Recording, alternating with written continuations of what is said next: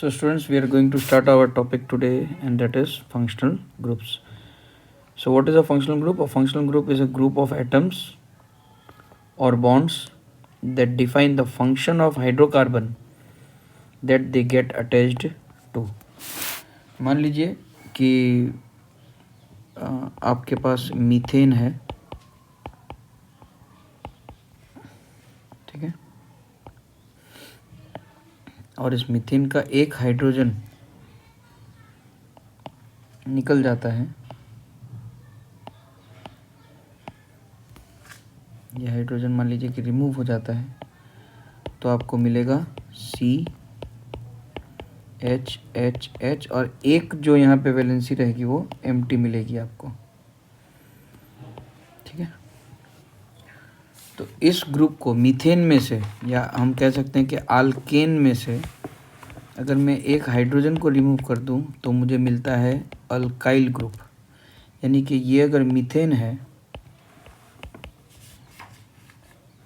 तो इसे हम कहेंगे मिथाइल। उसी तरह से अगर हम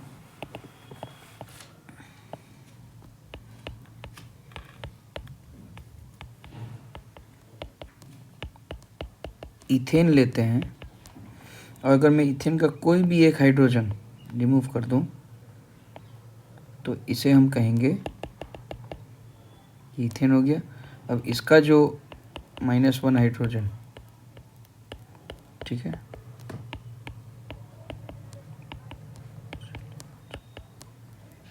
तो ये जो ग्रुप हुआ ये हो जाएगा आपका इथाइल ग्रुप।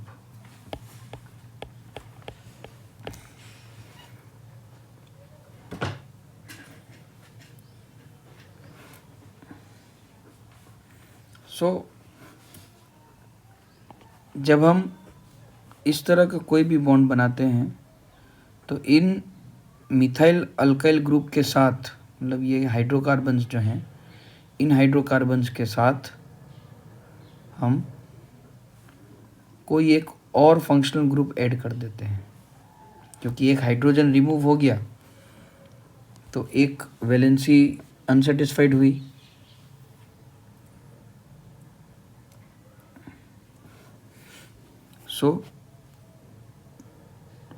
उस एक वैलेंसी को सेटिस्फाई करने के लिए जो ग्रुप यहाँ पे ऐड होगा, जिसकी वजह से इस पूरे हाइड्रोकार्बन की प्रॉपर्टी के फंक्शन चेंज हो जाते हैं, उन्हें हम फंक्शनल ग्रुप कहते हैं। अब पहला जो फंक्शनल ग्रुप है वो है हेलोजेंस, जिसे क्लोरीन, ब्रोमीन, आयोडीन, या जिसमें ये चार आते हैं, और इन चारों की वैलेंसी भी 1 ही है। तो आप इजीली एक हाइड्रोजन रिमूव करके, ठीक है, थोड़ा सा प्रॉपर वे में मैं नोट डाउन करता हूँ। देखिए यहाँ से एक हाइड्रोजन हट गया तो यहाँ पे हम कोई भी एक क्लोरीन या इसकी जगह पे ब्रोमीन भी रख सकते हैं।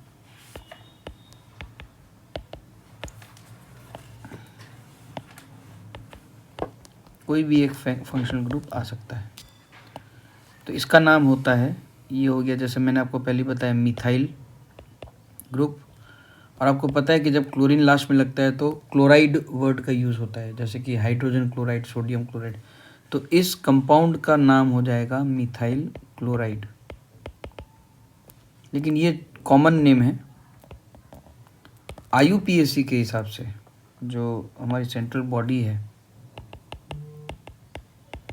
IUPAC के हिसाब से इसका जो केमिकल नेम है वो हो जाएगा क्लोरोमीथेन। एक्चुअली हेलोजेंस जो हैं वो प्रीफिक्स लगाते हैं अपने, जब हेलोजन कोई भी ऐड होता है तो उसके साथ प्रीफिक्स लगता है हेलो। फॉर एग्जांपल अगर क्लोरीन है तो क्लोरीन अपने साथ लगाएगा क्लोरो। अब क्लोरो किसके साथ लगा है, यहाँ पे मीथेन था तो क्लोरोमीथेन हो गया। अब यही चीज़ अगर यहाँ पे होती है इस तरह से, एक और कार्बन की वैलेंसी रहे यहाँ पे इस तरह से, और यहाँ पे क्लोरीन लगे, तो तो इस कंपाउंड का नाम हो जाता है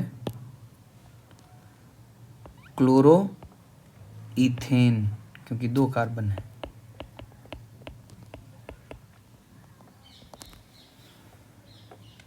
तो ये है हमारा फर्स्ट फंक्शनल ग्रुप हेलोजन। इस तरह से आप यहाँ पे अगर आप क्लोरीन की जगह पे यहाँ पे आप ब्रोमो लगाते हैं, ब्रोमीन लगाते हैं, तो ये क्लोरो की जगह यहाँ पे नाम आ जाएगा ब्रोमो इथेन। अगर आयोडीन लगता है तो इस तरह से यहाँ पे नाम लग जाएगा आयोडो इथेन। और अगर फ्लोरीन लगता है तो ये नाम मिट के हो जाएगा फ्लोरोइथेन।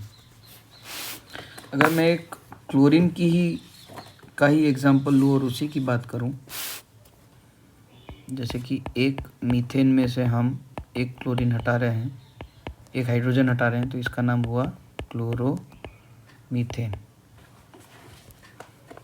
उस तरह से अगर दो हाइड्रोजन रिमूव करते हैं, दोनों की जगह पे क्लोरीन ऐड होगा, तो ये हो जाएगा डाइक्लोरोमीथेन।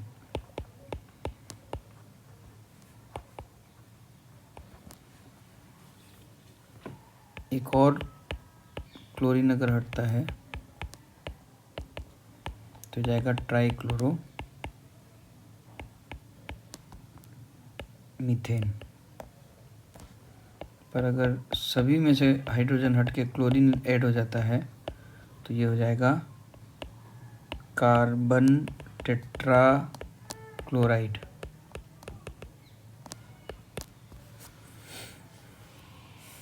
चलते हैं नेक्स्ट फंक्शनल ग्रुप में, सेकंड फंक्शनल ग्रुप, और वो है एल्कोहल।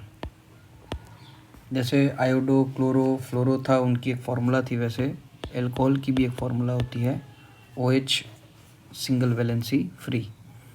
और ये अपने सफिक्स में लगाते हैं, इनका सफिक्स लगता है, जैसे क्लोरो, ब्रोमो, आयोडो प्रीफिक्स लग रहा था, वैसे यहाँ पे सफिक्स लगता है ओल।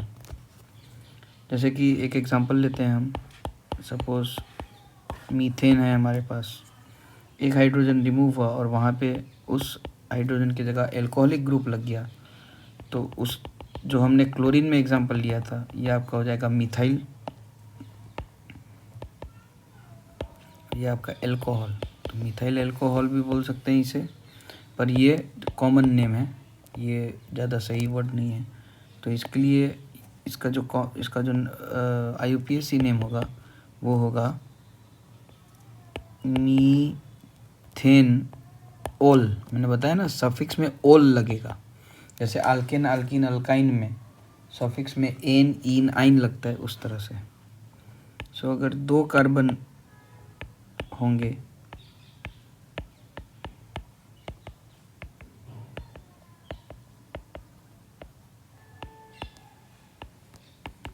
तो ये हो जाएगा CH3 CH2OH या C2H5OH। इसे हम CH3OH भी लिख सकते हैं, तो इसे हम कहेंगे इथेनॉल। ठीक इसी तरह हमारा थर्ड फंक्शनल ग्रुप आपके सिलेबस में जो दिया है वो है आल्डिहाइड। आल्डिहाइड की फॉर्मूला है CHO सिंगल बॉन्ड फ्री, इसका जो सफिक्स है वो लगेगा आल। ओके, फॉर एग्जांपल एक CHO, देखिए अब जो 3 फंक्शनल ग्रुप इसके बाद आएंगे, अल्डिहाइड, कीटोन और कार्बोक्सिलिक एसिड, वो ऑलरेडी एक कार्बन अपने साथ लेके आएंगे।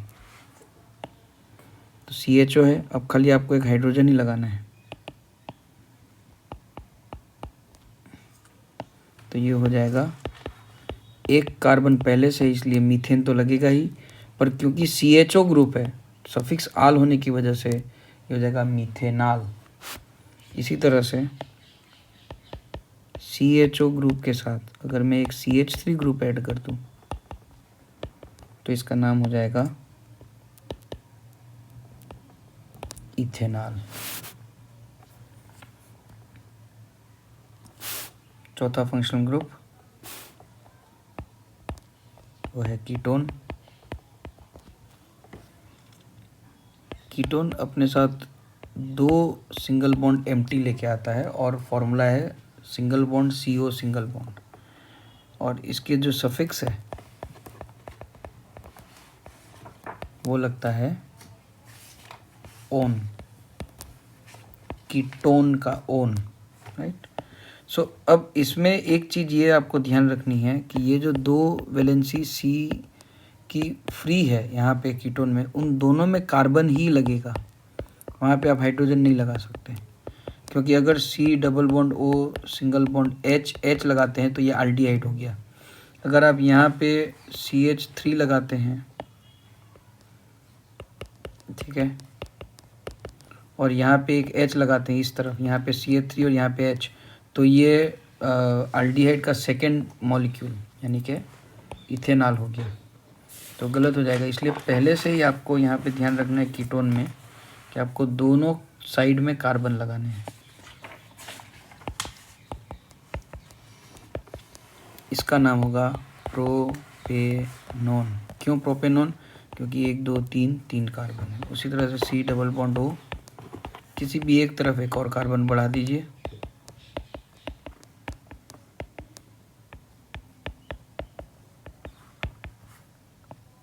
ये जगह और ये जगह हमने भरी।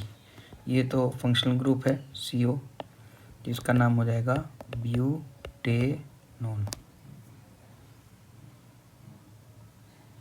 राइट। अब जो आखिरी फंक्शनल ग्रुप है वो है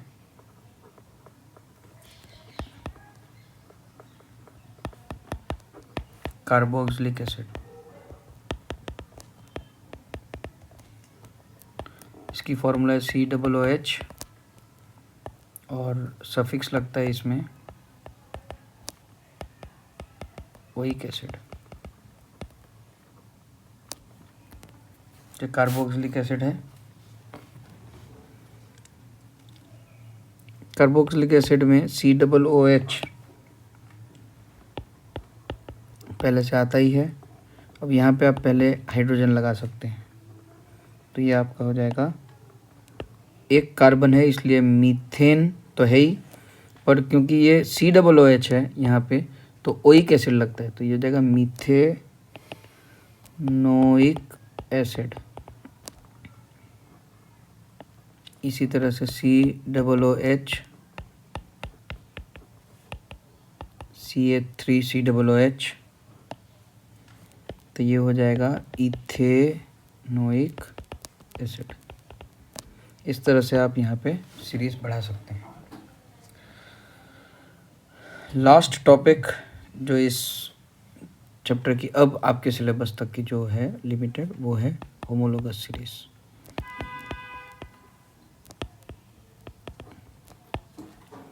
आपने अल्केन, अल्कीन, अल्काइन, फिर आज जो आपने सारी सीरीज पढ़ी जिसमें हेलोजन की ग्रुप आ गई, फिर मैंने आपको अल्काइल पढ़ाया, फिर एल्कोहल का की जो सीरीज़ होगी मीथेनॉल, इथेनॉल, प्रोपेनॉल, एल्डिहाइड, ये सारे, ठीक है, ये सारे के सारे इन अगर आप ध्यान से देखें तो सारे कंजिक्यूटिव एलिमेंट्स के बीच में CH2 का गैप होगा। देखिए ये मैंने अल्केन लिखे हैं यहाँ पे, ठीक है, तो इन पहले 2 कंपाउंड के बीच में देखिए CH4 तो CH2 हुआ, C2H6 तो CH2 हुआ, C4H8, C4H10, तो इन दोनों के बीच भी CH2 का गैप हुआ। तो जिस सीरीज़ में कंजिक्यूटिव कंपाउंड्स के बीच में CH2 का गैप हो, उस सीरीज़ को होमोलोगस सीरीज़ कहा जाता है। होमोलोगस सीरीज़ की एक कैरेक्टरिस्टिक ये है कि उसमें CH2 का गैप रहता है, और दूसरा कि 14U, हर एलिमेंट के बीच में 14U का एटॉमिक मास नंबर का डिफरेंस रहता है।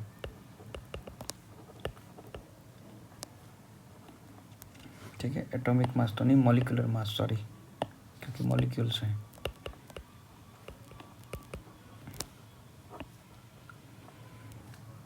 कंपाउंड्स